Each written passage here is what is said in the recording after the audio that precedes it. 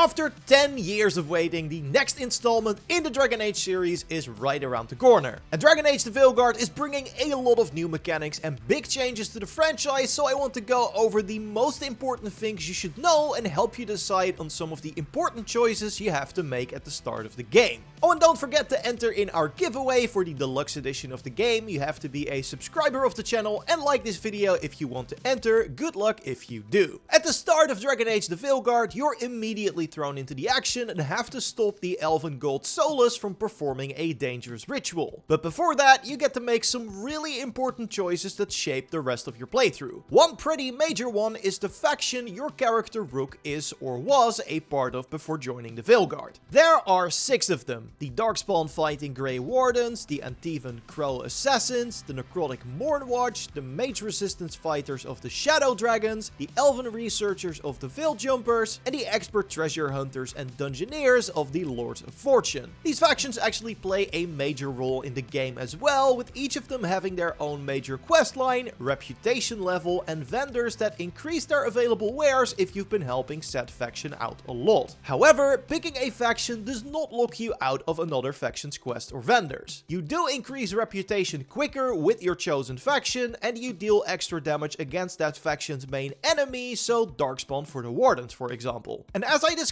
during my hands-on time with the game, you also get some unique dialogue options that can heavily influence the outcome of a quest depending on your faction. I'm guessing you'll see a lot of these when you play your faction's questline to make it feel more personal, but regardless of your prior affiliation, all 6 factions need Rook's help after Solus's ritual goes haywire in the prologue. As a final note, you also get a small bonus for your character, like increased health and defense or more class resource generation. I have not been able to test those yet, but also good to keep these bonuses in mind when picking your preferred faction. What will definitely make a difference is the difficulty you pick, and good to know is that difficulty in Dragon Age Veilguard is highly customizable. There are 5 main difficulties, with each of them tweaking things like enemy damage, aggression, and your parry timing. The highest difficulty, Nightmare, is something you're locked into for the entirety of your playthrough, so it's definitely not a choice to make lightly. I did ask the developers during the interview I did if there were any special rewards for this, but they confirmed that playing on Nightmare is just for bragging rights. On top of the 5 curated difficulties, there's also a 6th one called Unbound, where you can heavily customize individual settings to create your own difficulty. So if you don't want enemies to deal massive damage, but enjoy having a challenging timing window for your parries, you can do that. Some of these settings can also be adjusted with the more regular difficulty settings, but if you want free reign over how challenging Veilguard is going to be, then Unbound is the way to go. And the customization goes much further than this, as a recent blog post going over accessibility options also reveals a ton of customizable HUD elements. I know some people think the HUD in this game is a bit overwhelming, and I can definitely see why, but you can disable things like damage numbers, ability display, or the minimap to clear up more of the screen. So good to check these settings as well when booting up the game for the first time. Link to the full accessibility article will be in the video description.